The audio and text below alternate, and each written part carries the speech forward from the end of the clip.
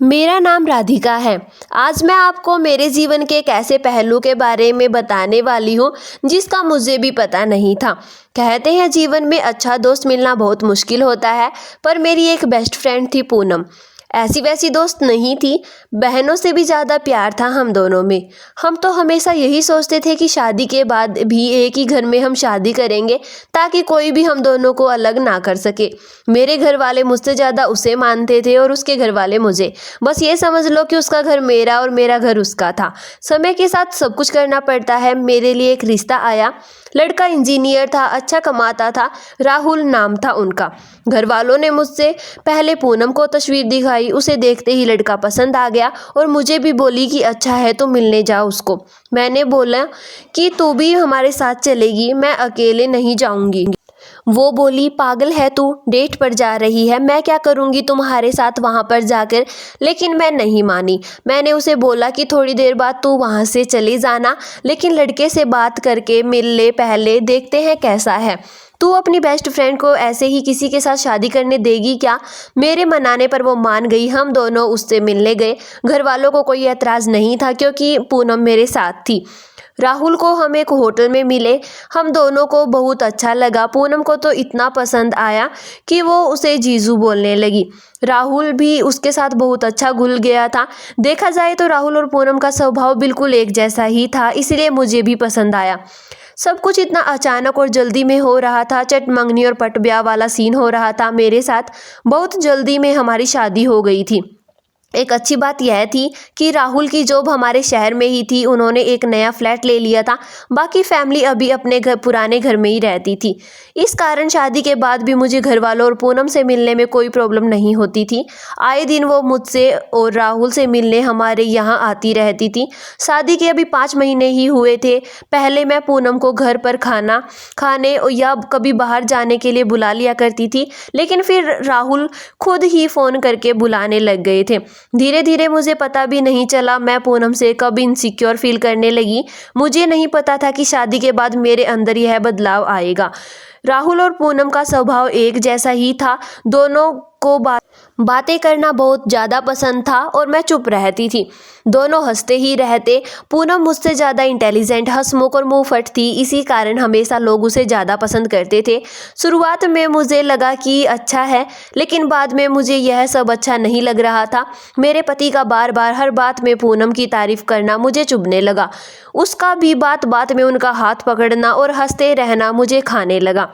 मैंने अपनी तरफ से अब पूनम को बुलाना और उससे मिलना कम कर दिया। मैं कोशिश करती कुछ बहाने से कि वो अब मेरे घर पर ना आए।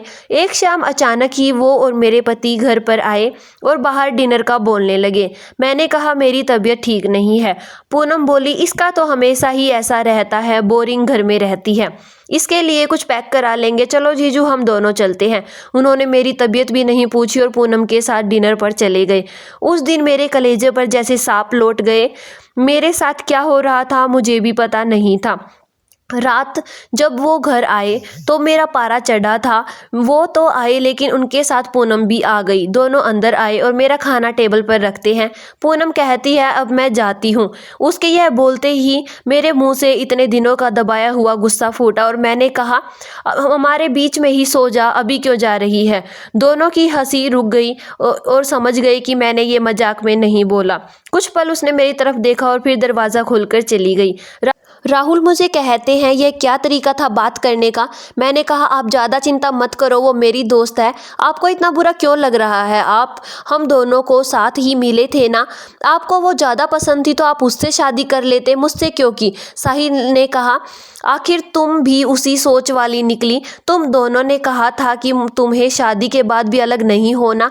अरे पक्की दोस्ती थी, तुम उसे साथ लाई थी, उसने कहा तब तुमने शादी की। मैं चाहता था तुम खुश रहो और अगर तुम्हें कुछ प्रॉब्लम थी तो मुझसे बात करती, अचानक ऐसे ही क्यों बोल रही हो तुम। राहुल यह बोलकर कमरे में चले गए। उस समय मैंने जो किया मुझे सही लग रहा था। मुझे महसूस हो रहा था जो मैंने बोल दिया अगले दिन सुबह राहुल ने मुझसे बात नहीं की और ना ही पूनम का फ़ोन आया और ना ही वो घर आई। 1-2 दिन इनका मूड ख़राब रहा लेकिन फिर वो सही हो गए। शायद पूनम ने ही उन्हें ऐसा करने के लिए बोला हो, लेकिन अब घर में उनके मुंह से पूनम का नाम नहीं आया। करीब 2 महीने हो गए थे पूनम को आए या बात करे। यह मेरे लिए सब नॉर्मल था, उस बात की चर्चा भी दिन में नहीं हुई। फिर अचानक जब वो ऑफिस गए थे तब पूनम फ्लैट पर आती है। उसे 3 महीने बाद मिलने पर मुझे खुशी नहीं हो रही थी। वो आकर सीधा अंदर बैठ गई। मैं अभी भी उससे बात नहीं करना चाहती थी। वो बोली, मैं शादी से पहले वाली राधिका को अच्छे से जानती हूँ और वो अपनी सारी बात तकलीफ में हो तो अंदर मन में ही छिपा कर रखती थी। मैंने शायद अनजाने में तेरा दिल दुखाया है, लेकिन शायद तू सही है। शादी प्यार के बाद कैसा महसूस होता है मुझसे ज़्यादा तू जानती है। दोस्त की अपनी जगह होती है और प्यार की अपनी। मुझे एक तरह तेरी ज़िंदगी में नहीं घुसना चाहिए था। यह सारी बात मैं शायद मेरे पति के लिए महसूस करूं। पहले मुझे तुझ पर गुस्सा आया, लेकिन अब मुझे लगता है गलती मेरी भी है। मैंने तेरी चीज़ को अपना ही समझा, मेरा हक समझा, तेरी फैमिली को अपना माना, पर शायद तेरी इस लाइफ से मुझे दूर रहना था। खैर, अब तो दूर ही हो जाऊंगी मैं भी। शादी कर रही हूँ। जैसे तूने राहुल को पहले मुझसे मिलाया वैसे ही मैंने राहुल को भी पहले मिलवाया।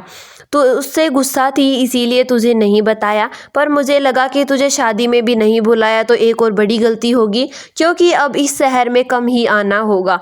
उसके बाद ख़त्म होते ही मेरी आंखों में आंसू आ गए। वो सब कुछ जो मैं फील कर रही थी पता नहीं कुछ ही सेकंड में कहाँ गायब हो गया। गले लगाया बिना उसे मैं नहीं रह सकी। उसको रोते हुए देख मैंने सॉरी कहा।